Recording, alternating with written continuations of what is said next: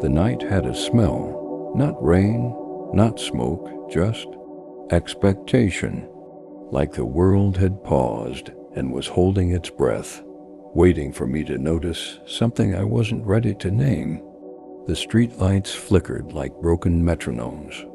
Shadows clung to corners, restless and patient, watching the parts of me I didn't know were exposed. I walked anyway because that's what I do. Because moving is easier than standing still and noticing the emptiness. And then it hit me.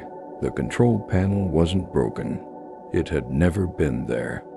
I'd been pretending someone was running the show, pretending I was in charge, pretending that if I did everything right, life would behave predictably. And now there was nothing. At first it felt like panic, like standing on a bridge with no guardrails and a river that could swallow you whole. My chest tightened, my mind circled itself, and for a moment I almost ran back to the comfort of routines I knew were empty. But then I noticed nothing fell apart. Cars moved, stars blinked. My heartbeat stayed steady. Life didn't need me, and I'd always believed it did. I sat on a cracked bench under a flickering streetlight and just breathed. No agenda, no plan, just noticing. That's when the first hint of freedom arrived, subtle, almost imperceptible.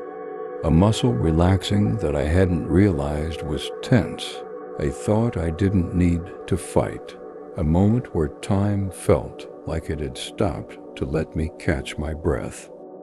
Control is seductive.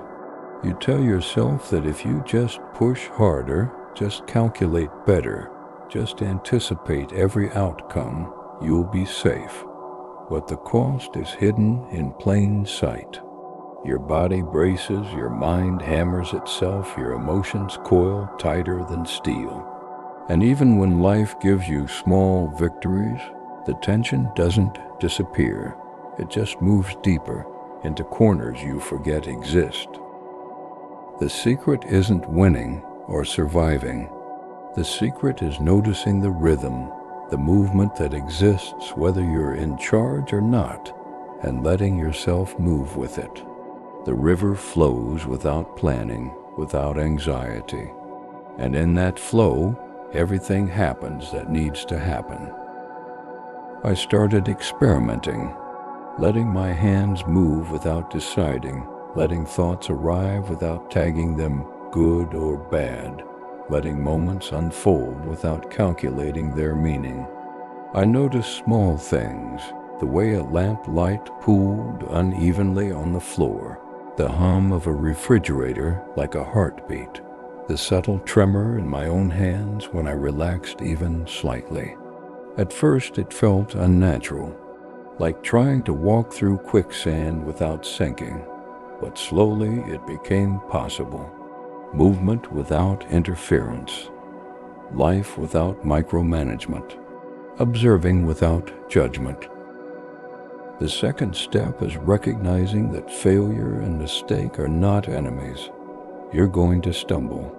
You're going to misstep. You're going to say the wrong thing or miss the mark. And that's not just allowed, it's essential. You see the shadows, the dark corners, the nights where nothing makes sense. They aren't trying to punish you. They're showing you the truth, that life is bigger than your control, stronger than your fear, indifferent to your perfectionism. And yet, in that indifference, there's freedom. Freedom to act, to fail, to notice, to breathe. Freedom to exist without defending a fragile identity. Stop trying to control everything. Observe where life is already moving.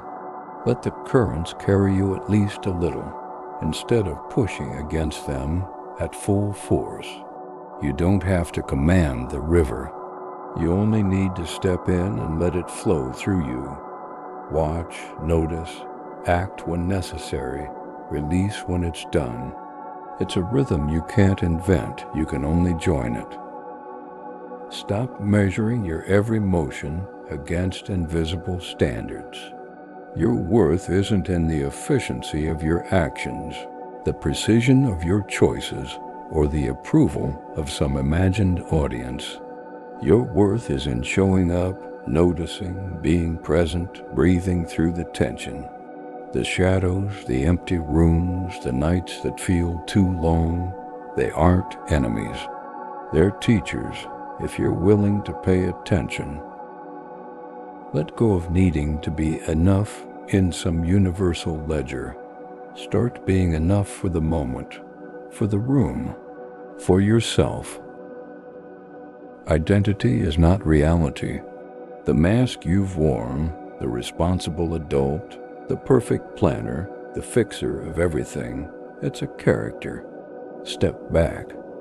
Notice that underneath there is a person who can breathe, who can fail, who can notice without judgment.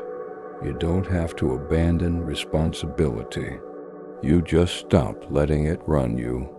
Let curiosity, observation, and presence guide your actions instead of fear, duty, or compulsion. Noticing the wind on your face, listening to the hum of a lamp, letting your hands move without deciding first. They aren't trivial, they're practice. They're rehearsal for living without carrying the invisible chains of control. And slowly you'll realize something remarkable. Life doesn't break when you stop guarding it. You don't vanish. The tension you've carried doesn't disappear all at once, but it loosens. Each moment of letting go is a thread of freedom. You move with the world instead of against it. The dark doesn't need to be feared. It only wants to be seen. And when you see it, the shadows shift. The river carries you. The night holds you. And you can begin to move in a way that feels like freedom, quiet, imperfect, alive.